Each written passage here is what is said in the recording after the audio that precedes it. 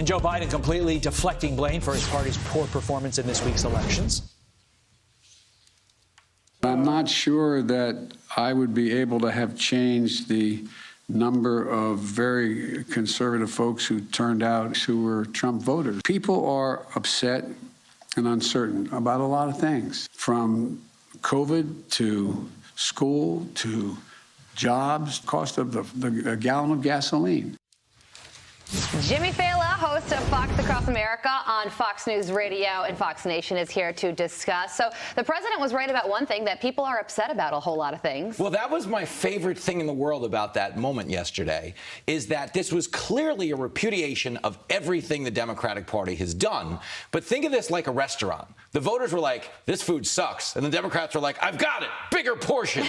I'm like, are you stupid, Joe Biden? He really shouldn't have been anywhere near. With the Build Back Better agenda. I mean, but this was a rejection. If you look at the exit polls in Virginia, what were the priorities? The priorities were taxes. The priorities were education. Okay, they weren't COVID, as he said. Some folks are upset about COVID. And education is not a right-wing issue. It is an issue. You know, we need education.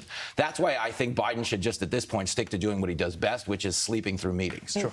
At this point, though, Jimmy, are you worried that the Democrats are so singularly focused on forcing this agenda down everybody's throats, an agenda that nobody wants, that they are going to ignore logic and, oh wait, votes?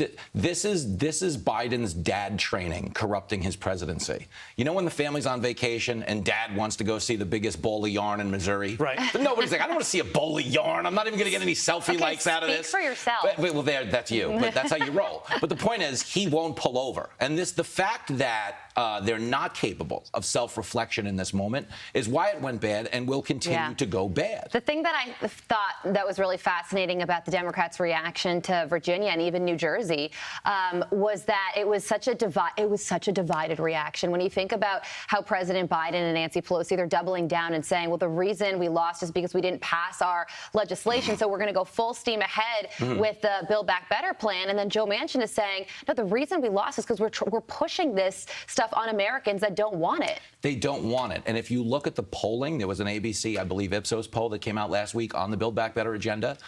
Most people don't think it'll make a difference. 32% of the respondents think it'll hurt people like them. 25% think it'll help. 18% think it'll make no difference at all. So the fact that they're still doing this, demonstrates some level of tone deafness, does it not? And I know that's an intelligent point from a guy who looks like me, but, you know, sometimes you got to make them. You look great. We love football. We talk about football offline all the time. Let's get to this. Aaron Rodgers, QB, of course, of the Green Bay Packers, is going to sit out Sunday's road game against the Chiefs because he has COVID-19 after saying he considered himself immunized with a vaccine alternative. What stood out to me, Jimmy, was the Blue Check Sports Brigade lecturing me yesterday on the vaccine and the melodramatic nature of their writings. When I go to sports media, especially the NFL, I go to learn how bad the Giants are, if they have a chance of winning the next game, which they don't.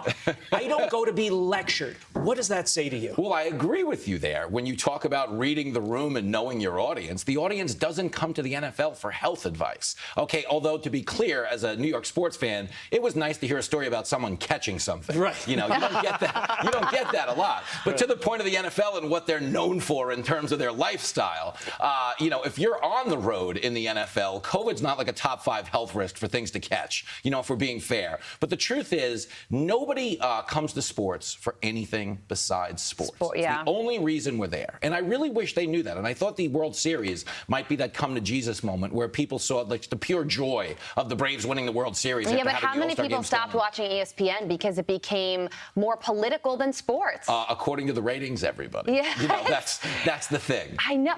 But I think that Aaron Rodgers, when he was asked about if he was vaccinated or not, he said that he was immunized. And it's, I guess, because his doctor gave him a homeopathic treatment to increase his immunity. Is that right? But I think to that point, I think that means the NFL isn't really checking that hard.